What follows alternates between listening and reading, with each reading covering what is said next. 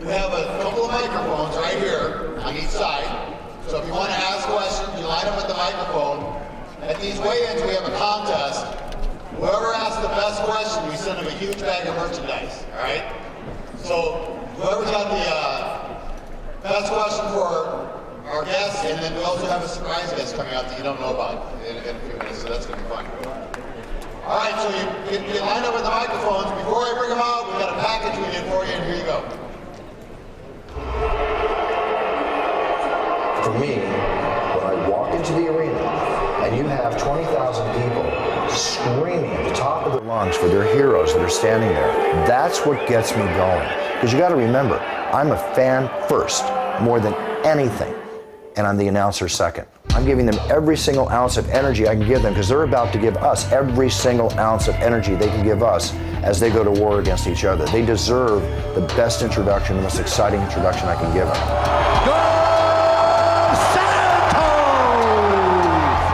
Like when Dan Hardy steps in the Octagon and I'm in Dan Hardy's face and Dan Hardy gets in my face, and it's kind of like two singers on stage going back and forth, which I don't really think about before I do it because everything I do in the Octagon happens at that moment. It's like one of the most exciting feelings I can ever explain to you. The Outlaw! I don't rehearse, I don't plan, I feel the excitement and I get into it.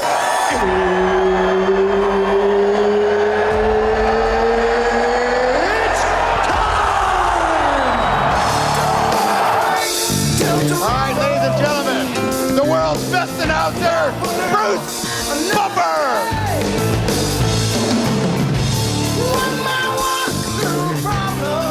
UFC fans, how are you? All right, let's see if I've made weight. Okay, we're good. We got microphones over here. We got microphone over here. Reed told you the best question, which is not me to judge. You're going to get an award. Also, too, I'm going to be doing a signing outside at the entrance to the MGM Grand. They'll be selling my book, It's Time, if you would like it. But I'll be signing and taking pictures. In the books, there's about 100 of them for sale. There are 2 books that will have a special card in them.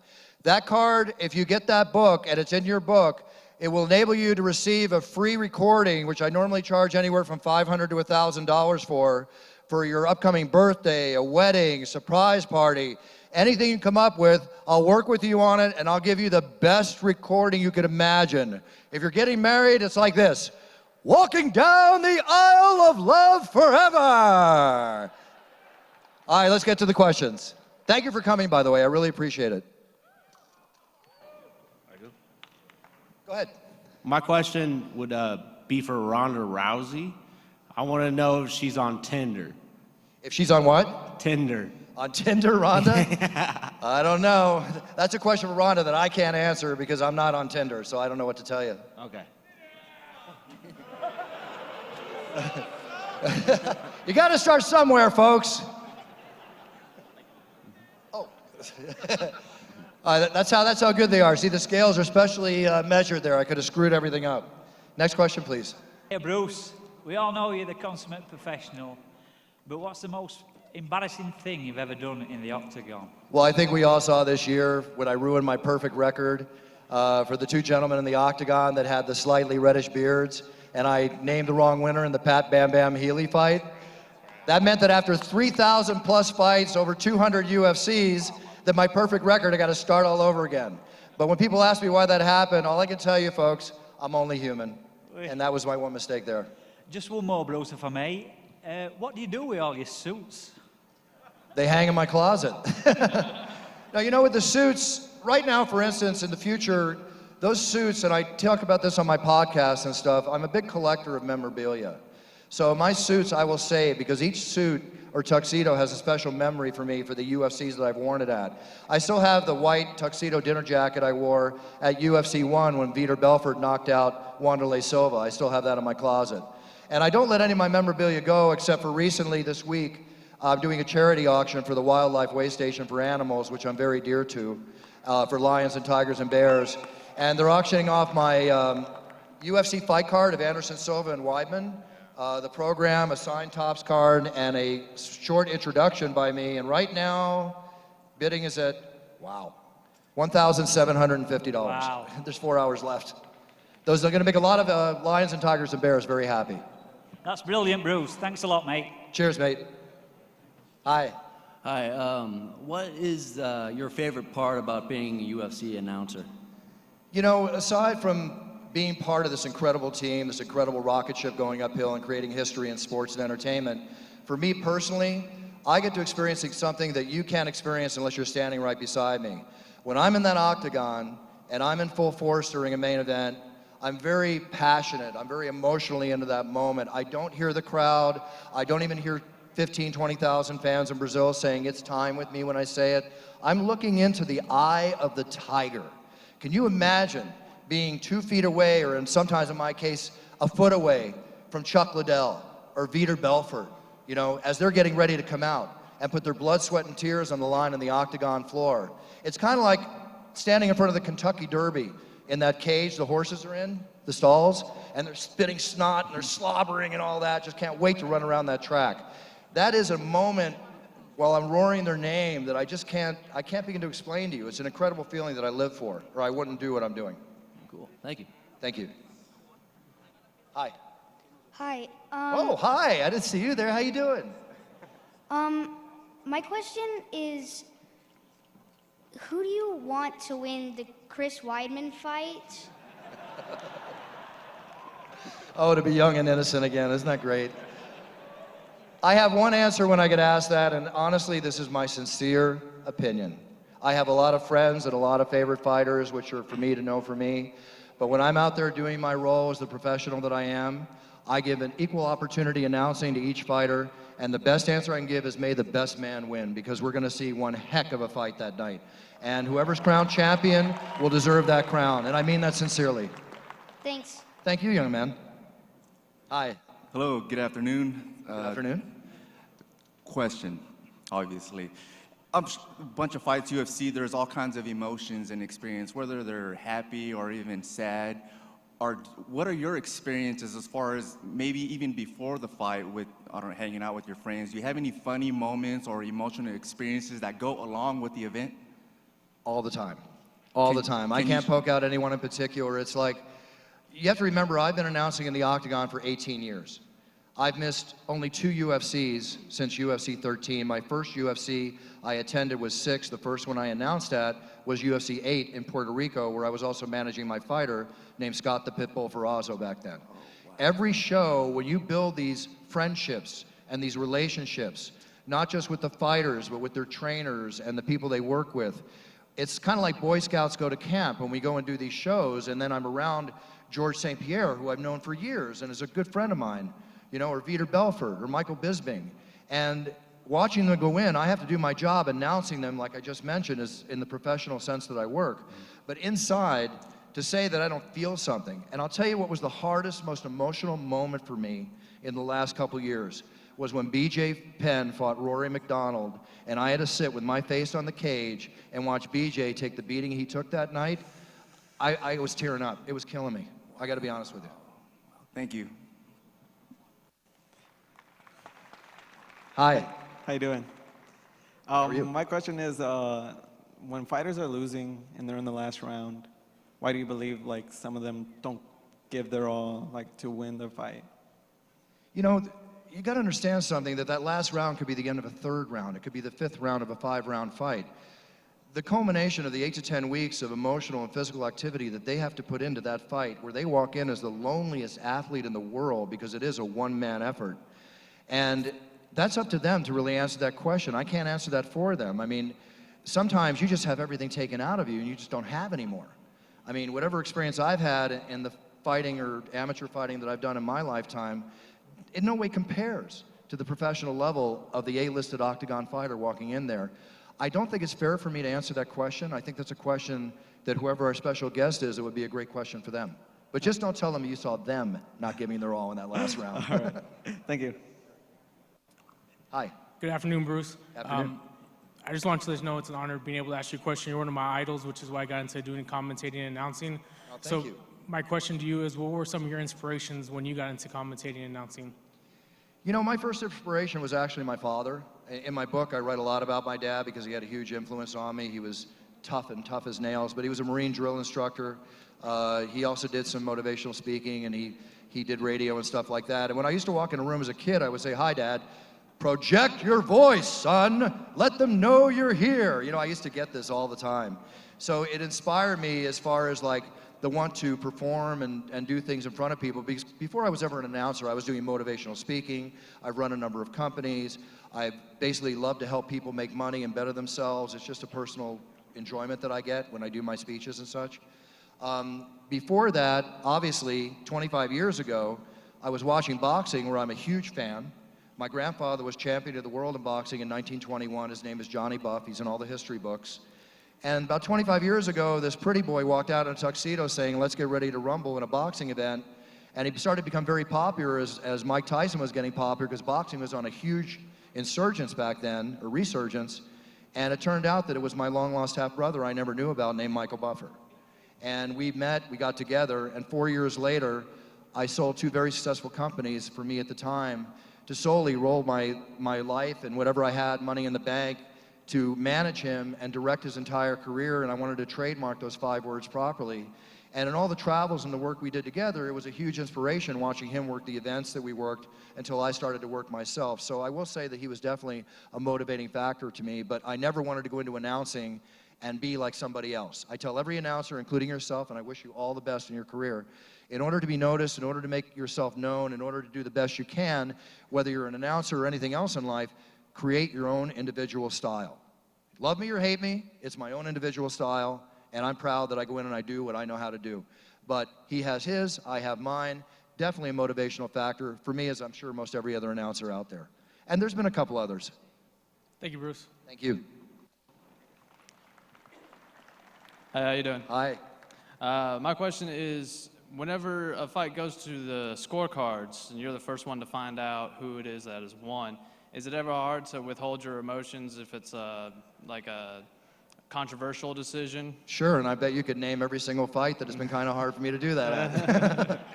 But you got to remember, don't kill the messenger, right? I'm the messenger. I got to go out. I got to do my job. I got to tell you what's happening.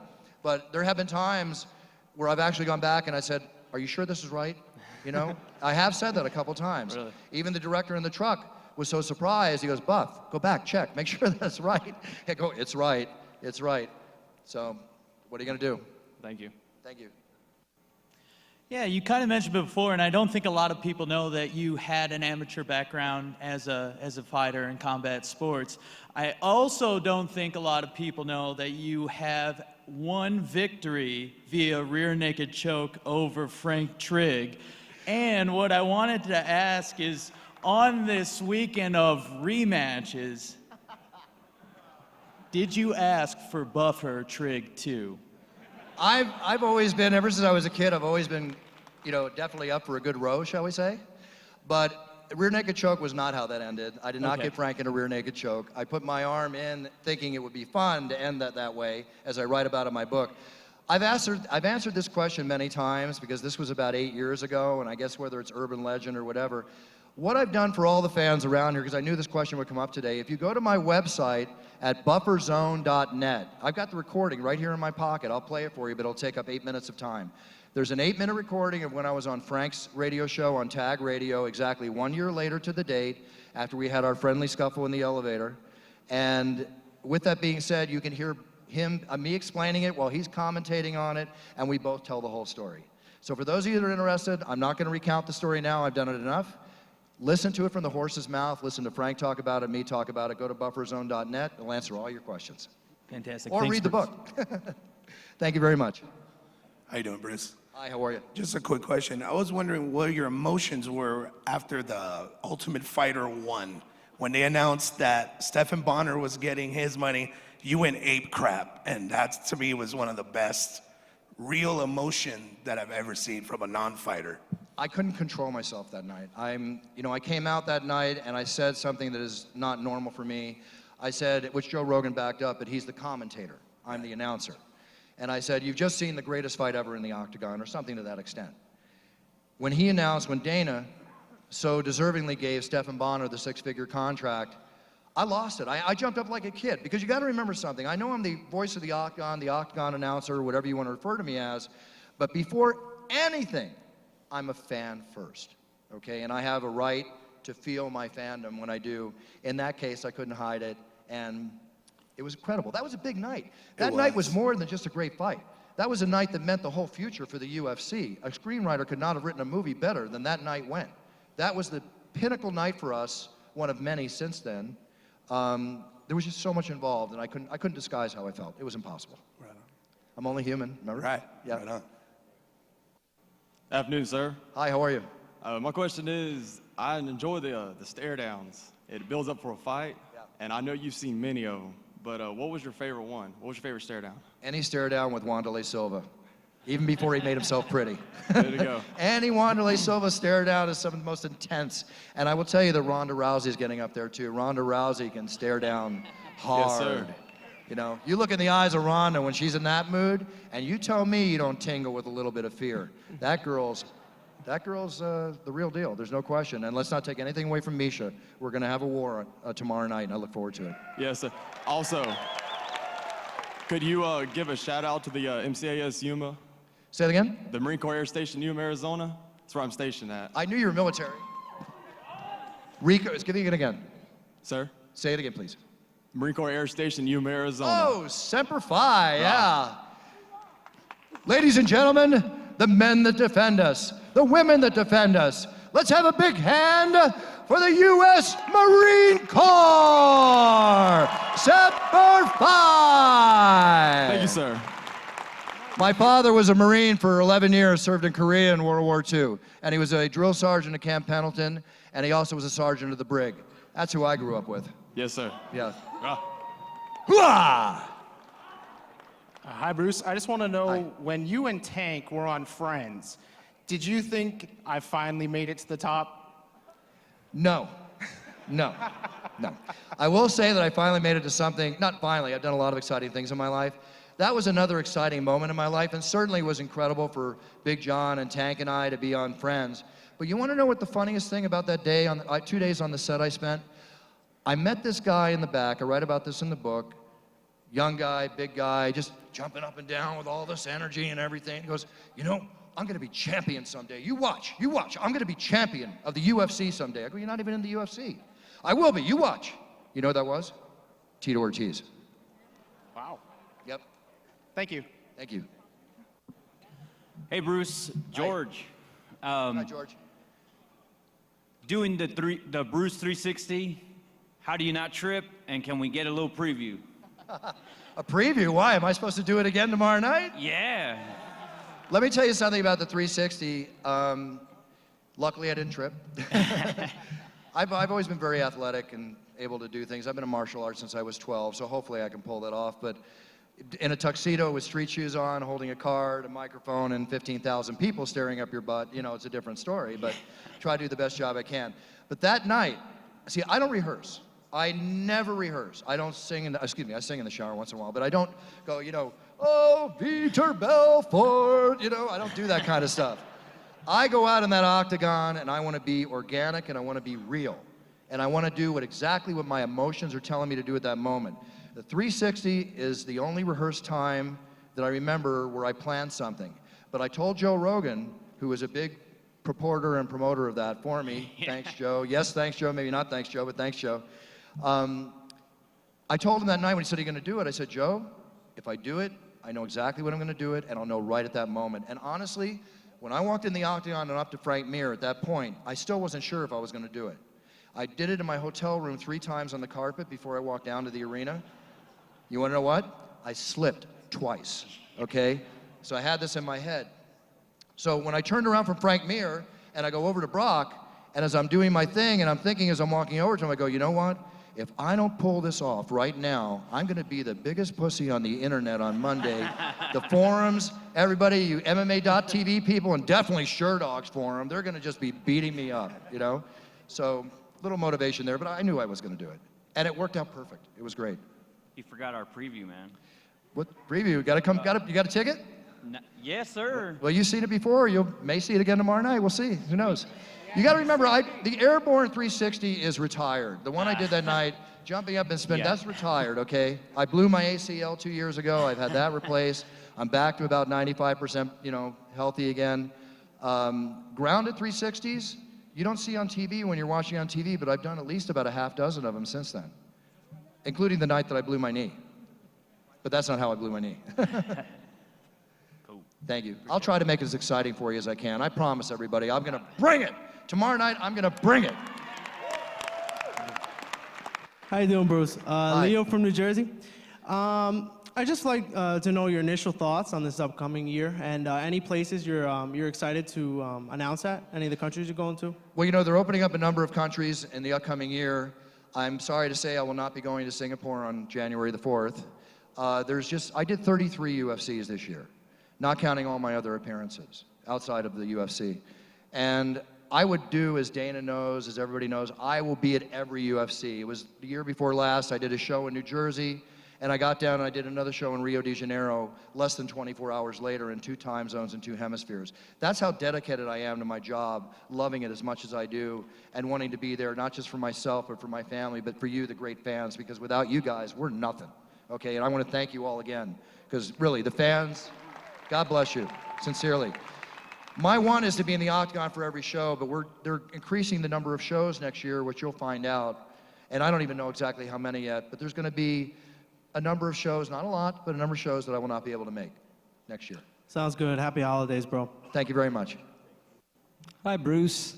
Hi. I read that Wildlife Way Station is your favorite charity. It's one of my favorite charities. I was just going to ask, do you have other favorite charities? And would I be able to quickly talk to you after this Q&A about donating to one of those charities?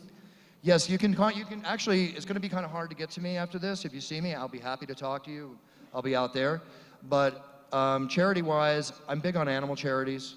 They can't defend themselves. They have to be taken care of. The ASPCA, the Humane Society, the Wildlife Way Station. I'm very big on children's charities, with Make-A-Wish Foundation being one of my favorite, most definitely. And I'm very big on charities for the military, such as the Wounded Warriors and others that the UFC is so wonderfully donated to. I mean, to me, it's all about protecting the animals, being a role model, and doing everything we can for the kids of this world. And as far as the military, I will do anything I can for the men and women of our country that serve to protect us. Thank you, sir. Thank you very much. Hi. Hi, Bruce. I'm Ben from Nebraska. In Japan, I was just curious about your opinion on St. Pierre's decision to vacate the welterweight title, and also how excited are you to, say, announce Johnny Hendricks events, who, in my opinion, is awesome. Right? Well, Johnny's going to have to fight for the interim belt. Right.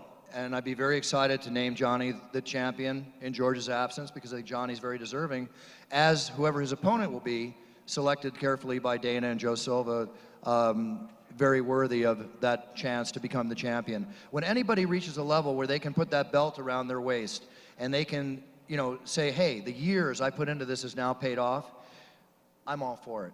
As far as George is concerned, George is great. Okay, George is one of my favorite fighters of all time. George is a friend. He's a wonderful human being. He's done wonders for the UFC. He's done wonders for Canada, the whole 9 yards. When you think about the fact, and I could be off of my time here, when you think about the fact that George has dedicated his life to training, to entertain us by going to war in that Octagon straight for 7 years now, and if George wants to take a break and George willing to put the belt aside and come back and fight for it again, well, that's a very classy way to go out. And I give him all the credit. I just want George to be safe, healthy, and happy. And I can't wait to announce him again. I'll be honest with you. Hi. Hello. When I'm watching the UFC, one of my favorite things to look at is your expressions when there's a big knockout or a submission. Now, I know you're focused on the fight, but who else around ringside do you like to see how they're interacting? I know Forrest Griffin's very animated, so Stefan Bonner. Who are some of your favorites to watch? When you see... What are your top 3 favorite restaurants in Las Vegas? Wow, there's one question here, one question there, okay. I couldn't decide which one to ask, so I said both.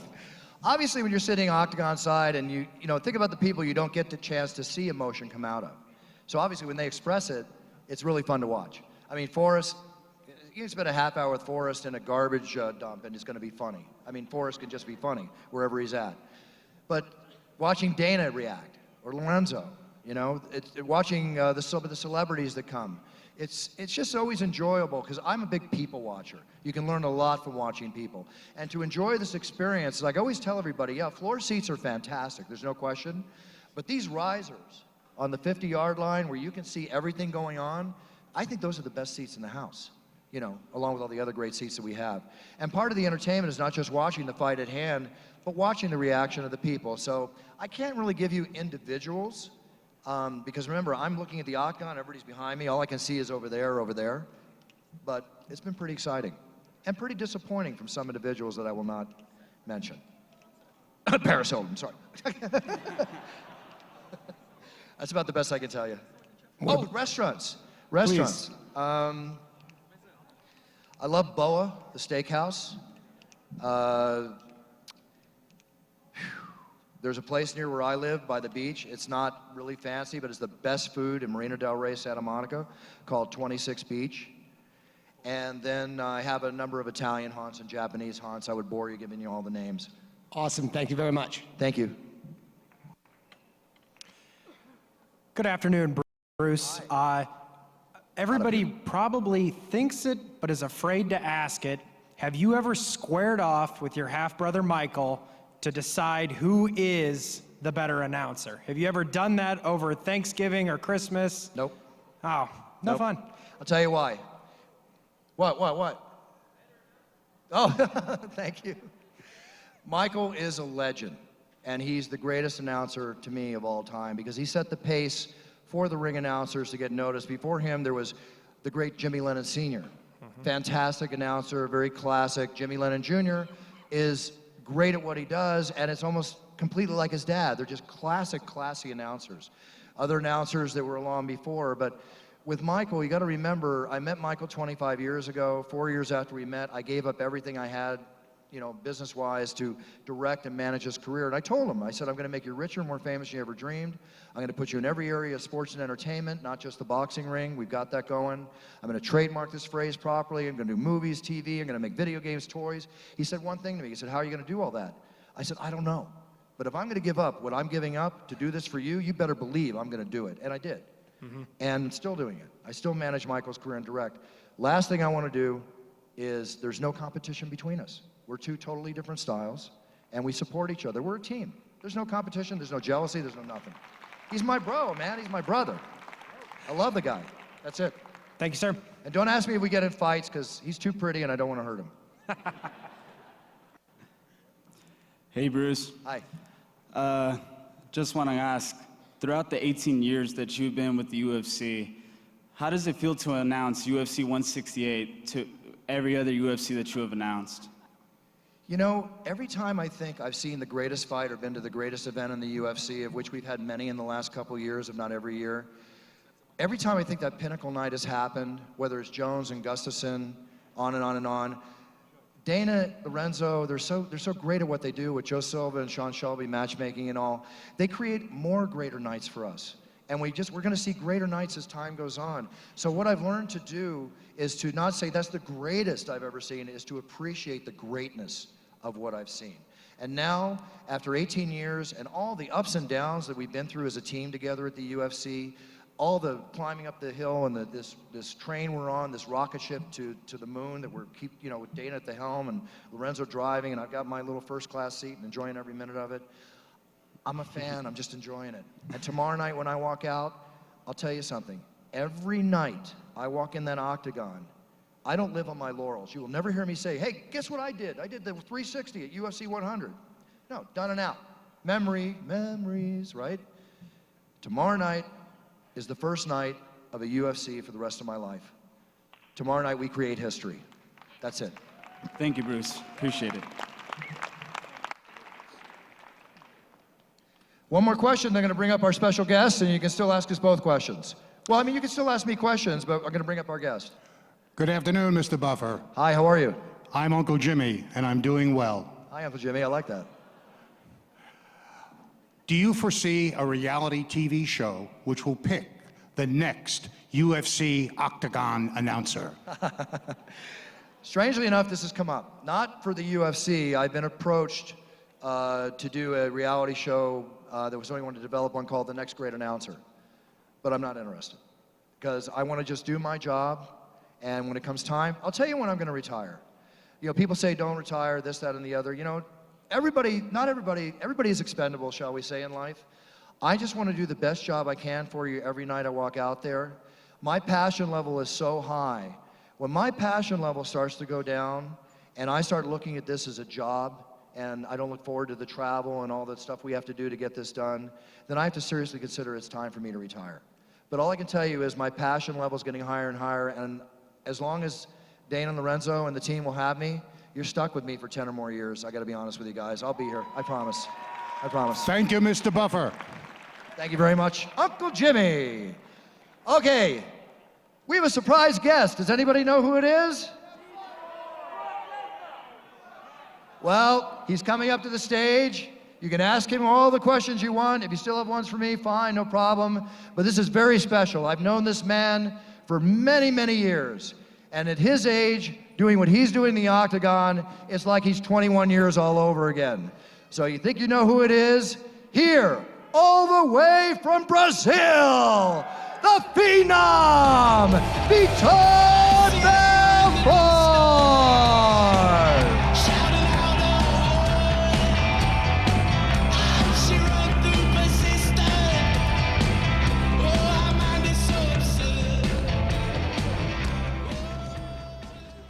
Hello, guys. Are you guys ready? Everybody ready for tomorrow? Yeah, good. It's good to see all you guys happy, and you guys had a good Christmas. You guys received a lot of presents. Yeah, that's You guys have any presents for Vitor? You guys are my present. Take 'em. You guys are my present. All right, let's ask your questions. Please go ahead for Vitor, right here, or myself, whatever you want. But this is Vitor's stage right now. Bruce. Okay. I know you have some movie history. What was it like to introduce Antonio Banderas and Play It to the Bone? Oh, that was so much fun. So much fun. As a matter of fact, when we were filming that day, I forget the referee's name, Joe Cortez from boxing. You remember Joe Cortez? So we're doing the scene, and they have the man who was co-starring on that movie playing the fight promoter. I forget his name. He's had some drug issues and stuff like that. He's made a lot of movies. So Joe's flubbed his line, right? And this guy yells as he's sitting right about third row, "Why don't you get a real actor?" Right? You never saw Joe Cortez ready to beat the heck out of somebody faster than that. I had to hold him back. He was going to go down and punch him out. He was very insulted because Joe's a very proud man. We had a lot of fun on that set, and it was a fun movie. And blondes or brunettes? I'm an equal opportunity lover as long as they have beautiful hair. Thanks, Bruce. Okay. My name is Neil Sharpads. I was going to ask you a 360 question, but I guess that's kind of been overplayed. I was going to ask you about your favorite a catchweight fight and who you would want to see in a catchweight fight. Answer between both of you. Who would you like to fight in a special catchweight fight? I did a lot of good fights in catchweight already. I did a catchweight like. He already did a catchweight fight. This is like other fighters, like your, dream matchups, catchweight fights. Lyoto and BJ Penn. It's a tough question. You have so many much great talent fighters. and so much great fighters. Yeah. It's even not fair to just set one. I will set a whole card. Let me ask you a question. Who would you like to see? I like that Lyoto Machida and BJ Penn fight, but I'd like to see. Remember, they already fought. Yeah, that's what I'm saying. I like that fight, but Jose Aldo versus Vitor Belfort. In Brazil, right? Yeah. In Brazil. Yeah. Very hard question for us to answer. This gives you an example of what Joe Silva and Sean Shelby go through, because there's like over 400 fighters. I don't know how many. They have to figure out who's going to fight when and where, and now with 40, 50 shows. Trust me, there is nothing easy about being a matchmaker for the UFC. It's probably one of the hardest jobs I can imagine, and I give them both tremendous credit. One more question. Sorry. Only one. What's your take on TRT use in the UFC? My take? Both of you? You knew you were going to get hit by that one, right? You go ahead. I like because I have to do it. It's a medical prescription. Yeah. And if you do it the right way, you don't cheat yourself and don't cheat others. So you got to be really professional. Yeah. Yeah, you gotta do it the right way. I am not a proponent of PEDs, no matter what. Anybody that says that marijuana is a performing-enhancing drug is crazy, you know? But with that being said, the rules are the rules. And until the rules change, we need to abide by the rules. And I'm completely against steroids of any kind, personally. Thank you. Hey, hi, young man. Hi, Bruce and Vitor. This question is for both of you. When is UFC and yous gonna come to Melbourne, Australia? First of all, man, you look so handsome. So handsome. You remind my boy. I love Australia, the fans. You know, I love surfing, and you guys had a tremendous show there in Australia. I love surfing too. Yeah, so I really want to go there, meet the people, greet the people, even fight in your country. It's beautiful. I would say that whenever I've gone to Australia, when anybody asks me, out of all the cities I've been to, what do I think is one of the greatest cities in the world? I firmly believe that Sydney, Australia is one of the greatest cities I've ever been to in my life. And even when Brisbane, and I've been to Melbourne, I've had nothing but amazing experiences. Everybody's so nice, so articulate, that there's so much great restaurants, great wines, things that I enjoy, plays, surfing, which I love. You know, it just has everything there for me. And if I ever chose another place to live in the United States, I sincerely could live in Sydney, Australia. I've actually come to Australia, they have one of my favorite musicians, the Hillsong. You ever heard about them? I love Hillsong. You guys know? Yeah, Relentless. I love that song. Thank you, son. Thank you. Happy New Year. Hey, no disrespect, Vitor, but I've been working so hard on this question, so this one's for Bruce Buffer. All right, Bruce. I imagine that you love your life, I really do, aside from getting your head blown off in that commercial that time. But of all the fighters that have ever fought in the UFC, including the women, which fighter would you be most likely to switch lives with? That's a pretty interesting question, isn't it? I would have to say that just considering where he's at this point in his life and where he's gotten to at this point in his life, and the fact that he has the ability to do so much good for so many people, being an ambassador of the UFC and an ambassador for his country, and what the life he's created for himself, I'm going to go with Georges St. Pierre. I mean, good answer. Not that I wouldn't mind having some of what Vitor does when he's home, but you know the thing is that George, what does he do when he takes a break from a fight? He leaves the fight, he goes to the south of France. Well, that happens to be one of my favorite vacation spots. You know, I like that whole style. It's like if you ask me what actor I would like to change lives with, and I'm not enamored of actors at all, trust me, okay? They're a lot different when you meet them in person than they are on the screen and what we expect. But I dig the style that George Clooney leads his life with. And not just because he dates so many beautiful, wonderful girls, but he's got that house in Lake Como, and you know, he does so much for charity and stuff like that. That's the way, that's very similar to what I like to do. George Clooney. George has to take me to the vacation with me. Some good wines there, no? Okay. Thank you. Go surfing. Hi. You're up, doll. Hi, Bruce. This question's for you. I just have a quick question. Just wondering if you've ever been getting friendly with a lady and accidentally broke out in your Octagon voice.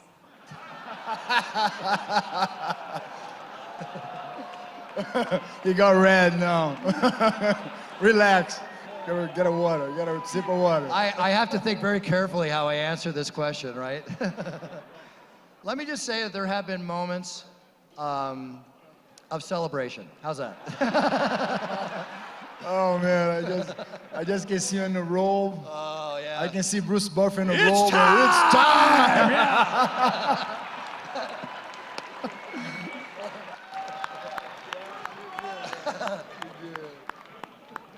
That could have got me in trouble. Hi. Hi guys. So my name's Sandhu. I'm from London, England.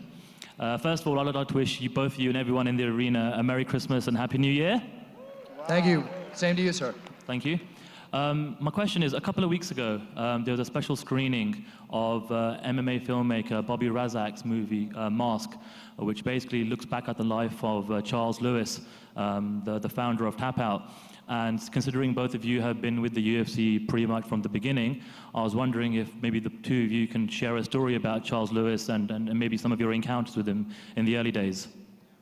You know, I knew Charles and all the Tapout guys back in the days when they were pulling their Tapout t-shirts out of the trunk of their cars. When I was doing fights in cowboy bars, or, you know, I did many fights outside the UFC. I did almost all the MMA fights that I get my hands on.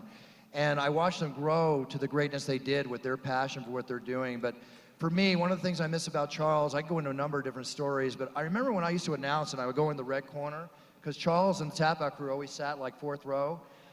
Every time I could always hear him saying, "Give it to him, Bruce! Give it to him! Give it to him!" And he's just standing up going crazy. And it was just one of those little of many motivating factors for me in my night of work. He was an amazing, wonderful person, and I dearly miss him. And Yeah, Vitor? I remember, you know, I think I'm like a T-Rex type of fighter right now.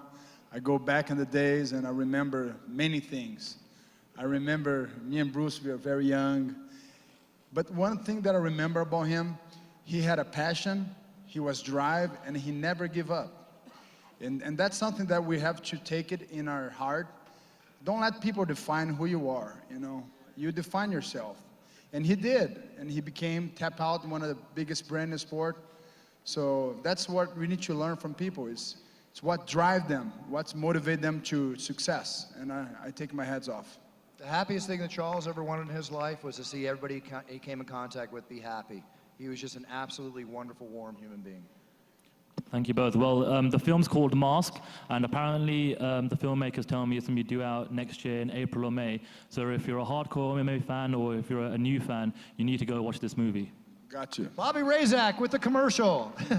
I love it. And you know what? Bobby does such a great job in all his work. I highly recommend any MMA fan. If you're a fan of the sport, you need to appreciate the other people that put their work and their passion and efforts into the sport. Definitely worth seeing. Yep. Thanks. This question is for Vitor. Vitor, this last year, you know, the middleweight division has changed a lot, the platform. I mean, a whole bunch of new entries. You yourself, you know, with all your big victories. Do you see yourself facing any of these guys, like, you know, the Masasis, the Machitas, or Carmone, any of those guys in the near future? UFC, man, is the future. It's the future, not just in the weight division, it's the future of sport. I think we're taking over, you know, this because of you guys. You guys supporting us so much, and the fighters giving their heart, their life, and it's for you guys, and you guys are the most important piece on the history. You know, Vitor's touching on something very important. I think one of the beautiful reasons that why the UFC has grown so fast, and this goes all the way up to Dana White, who gives so much back to the fans, whether it's signing autographs for them in the stadium, handing out tickets, the extra efforts that he puts forth. This is a very fan-friendly organization. And the NBA, with all respect to football players, NBA players, you know, baseball, the whole bit, but it's hard to stop LeBron James walking through the hallway like you could stop Vitor and say, "Can I say hi or have an autograph?" I'm not saying that there's an arrogance level there, but the approachability of the MMA athlete, especially the UFC, is one that gives you back what you deserve. You know, we're constantly trying to give back to you as you give so much to us. You know, because again, I'll say it again, without you guys, we're nothing. Simple, okay? Thank you. Thank you, guys. Obrigado, Vitor. Thanks, man. Hey, Bruce. Hi. Hi. So, okay, I've heard you speak about UFC 40, Ken Shamrock versus Tito Ortiz, and you've said that that was one of the best nights of your career. Can you just explain what was the atmosphere about that night? And also, what's Tito Ortiz's legacy in the sport? And also, can you speak about Tommy Toehold? And I'd also like to say, Dave Meltzer, you're the greatest of all time. I love Tommy Toehold. And Dave Meltzer, I'll go with that, definitely. But also, there's Gareth. I see Gareth over there. Let's give Gareth a hand. He does a lot for us in the UK. He's definitely one of the best journalists over there. I can't see too far. I'd name everybody. UFC 40 was a pinnacle night for us, which happened right here. The energy in that arena with the love-hate relation, well, the hate relationship between Ken Shamrock and Tito Ortiz, which was real, leading up to when they walked in the Octagon, this place was packed. That night, the energy flowing into the Octagon was so strong, and I think I say this in my book, that the card I hold in my hand, I used to hold the cards like this. Now I cut a little hole for my pinky down there because I don't know how I'm gonna move and where that card could fly. So that night, I realized I should have had that hole that night because the card was waving.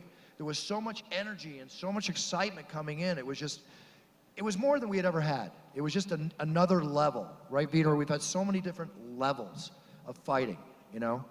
Just like when you win these days. Oh my gosh, everybody goes crazy. Yeah. What's Tito's legacy in the sport? Tito's legacy in the sport is that he was Tito Ortiz. I will tell you that Tito Ortiz is probably the best self-promoter of any fighter I've ever met and marketer. I'm not going to get into the politics or whatever we've read about between him and the organization. My relationship with Tito is a very friendly one. We've been friends for many years. We've done a lot of things together. Tito was the champion. Tito was with us during a time period where his image was very enlightening to the brand of the sport and, you know, helped promote it. So Tito leaves his spot. You know, he achieved greatness, and he can appreciate and have that as a memory for the rest of his life. Thank you, Bruce. Sure. How you doing, Vitor? What's up? This question's for you. I'm wondering how many hours you work out a day, and whether you burn out after those few last weeks. Yeah, sometimes the less you do is better for you. Like, I'm in a stage of my life that I got the experience. So the experience is something that takes a long time to accept. But also I have new ways to work, and so you gotta see the moment. Now, for me, it's kind of different. You know, people think the more I do, the better it is. For me, sometimes the less I do is better it is. So you gotta be wise when you get 36 years old, for a long time, 18 years doing this sport professionally. So you just gotta realize that I have to have something different than all these young guys. You know, the amazing thing about Vitor, when I first met Vitor at UFC Brazil, when he knocked out Wanderlei, like just a force to be reckoned with, I immediately showed your fight to my brother Michael, saying, look at this guy, maybe he could box, you know, look at this. He was a phenom back then, and now he's had this resurgence, and he's a phenom now. I mean, this man has reinvented himself as the warrior that he is, and now he is a fierce warrior, a very fierce warrior. Grace to God. Thank you, Chris. Thank you. How's it going, guys? Hi, how my are you? question's for you, Vitor. You consider yourself a T-Rex in the sport, and you're a big pioneer. You fought people from Tank Abbott to knocking out people like Rockhold. How have you been able to maintain such an evolution as a fighter and keep that focus and hunger to fight just evolving fighters and going through 18 years? How have you been able to stay the top at your game? Because a lot of fighters lose that hunger after they start losing to certain fighters who have been evolving. How have you been able to maintain that top level position?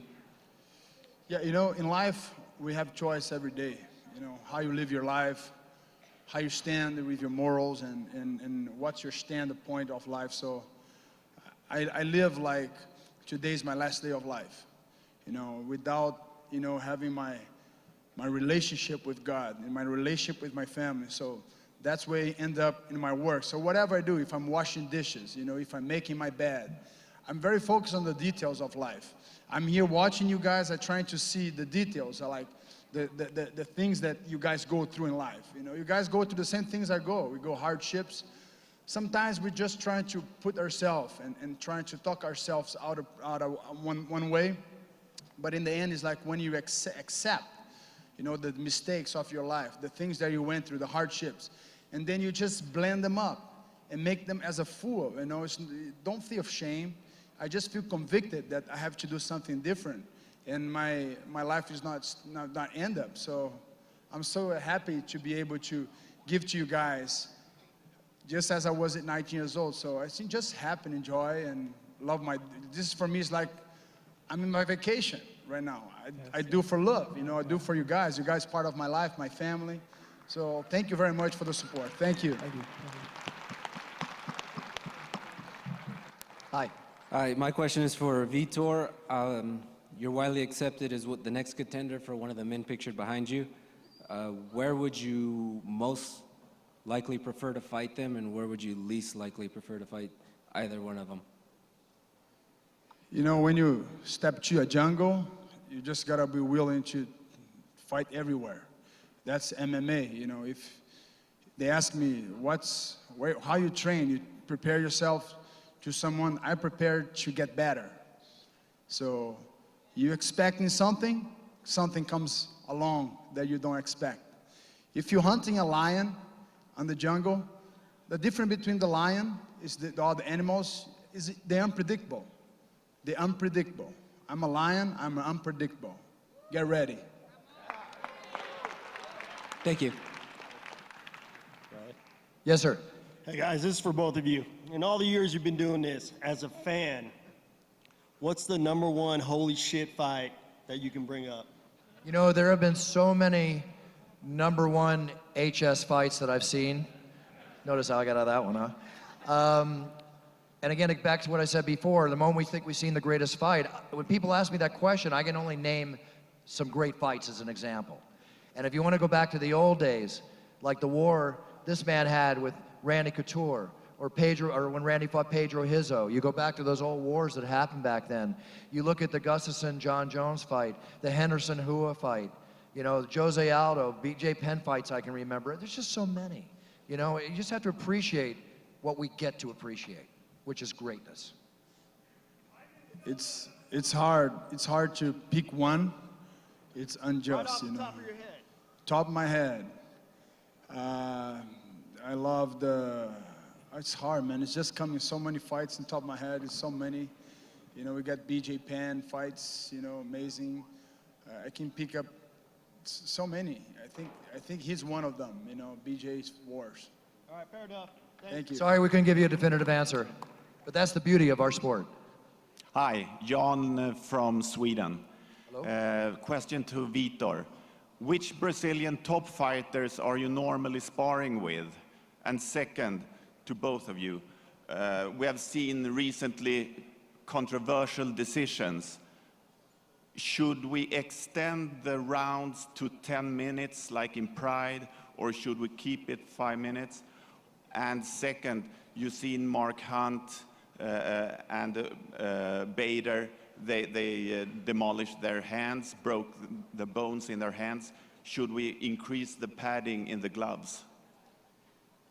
Why don't you address the padding in the glove answer? Yeah, you just gotta find a way, you know, work yourself, punch, you know, sometimes you punch with big paddings, but you still break. You gotta close strong, you gotta know how to, it's hard to put that maybe there will be it. I'm not a professional on that point, and that, like, I think we should talk to like a doctor, or, you know, like a specialist in this area, but my specialty is not making hands, it's to punch. So I broke the hands many times. You just got to go through it. You know, it's part of the job. You prefer less padding? No, I like padding. I like No, he likes padding. and Less padding, usually a grappler is going to like less padding or his wrap to be a little less tight. But you got to remember that boxing gloves were made not to protect the head, they were made to protect the hand. Okay? And when you get hit by that big cushy boxing glove, your brain's rattling around in there. And we all know pugilistic dementia, what, you know, people that are living from being struck on or striking their whole lives, you know, what can happen to them. But people break their hands in big padded boxing gloves. So it doesn't matter, more padding, you could pad that glove with more, you're still gonna see broken hands. That's just the nature. As far as 10-minute rounds, that was great in Pride and everything, and I know we'd love to see that. I think the round system is fine the way it is. I think we just all realize what Dana White says so perfectly. Don't let the fight go to the hands of the judges. It's really that simple. Okay. And Vitor, about those guys. I think the half-race, they just got to do like they got to go through the training, you know. I think they need to be trained. Like Dana was telling, they need to train, they need to learn grappling, what's going on the ground. I think they need to prepare themselves just as us, you know, as a fighter. To do something, you got to be willing to learn, you know. Okay, which fighters, top Brazilian fighters, are you normally sparring with? Cesar Mutant and Thiago Silva. Never with Jacare or Silva? Long time ago, Silva, okay. but that's the guys that I trained today, tough guys. Okay, thank you. Ladies and gentlemen, we have time for one more question, we've been informed, so make it a good one. Hey, Vitor, my name is John, all the way up from your hometown of, your new hometown of Florida. So I live in Fort Lauderdale, and you're obviously right up the road, up in Boca Raton. My father came out here with me, and he's from Holland. And my question is relative to your new camp with the Black Zillions. what is the biggest thing Henry Hoof tells you in terms of evolving your striking game, given that you are the Phenom and have just obviously had amazing striking all these years? You know, we have a great camping training, you know, Black Zillions. Henry Hoof is like a change my game as Kenny Monday, Pedro Diaz, but Henry is something else. Me and him, we have a communication. It's an eye communication. It's something that's hard to explain, you know, how fighters and trainers get along. So I can take it, and I can perform, but also we can communicate in the inside, and I think that's make the whole difference. So I'm very thankful to have a great trainers, great training partners. At Black Zillions, we have a tremendous training camp and facility, so I'm very thankful to be having this type of family around me. Well, you have a huge support crew out in Florida, so we'll definitely be back out here again next time you're on the stage, all right? Say hello to your father. Thank you, sir. Take care. You guys have fun tomorrow. Okay, ladies and gentlemen, we're gonna announce the winner of the contest. Now, normally it's the best question, but we all decided in back that today it'll be the creepiest question, which was the one to Bruce Buffer about what he does when he, you know. So where's that girl? Where is she? Raise your hand. Wherever the girl is. She deserves it. Yeah, come on down. She took something out of him that he never did, you know. Come on down and I'll give you one of my business cards. So anyway, ladies and gentlemen, Vitor Belfort and Bruce Buffer. Thank you, guys. Happy Thank you, holidays, guys. Be everybody. ready. Happy New Year. After the weigh-ins, I'll be signing books, taking pictures. If you have more questions, you can ask me over there. I'll be happy to answer them for you. Vitor, Twitter, @Vitor Belfort. @Vitor Belfort. My Instagram is Real Vitor Belfort. I just want to thank you guys. It's amazing to be here, see you guys, and have fun. This guy's going to perform for you guys. Enjoy, It's all everybody. for See you you tomorrow guys. night. God bless you. Thank you for coming. Love you all.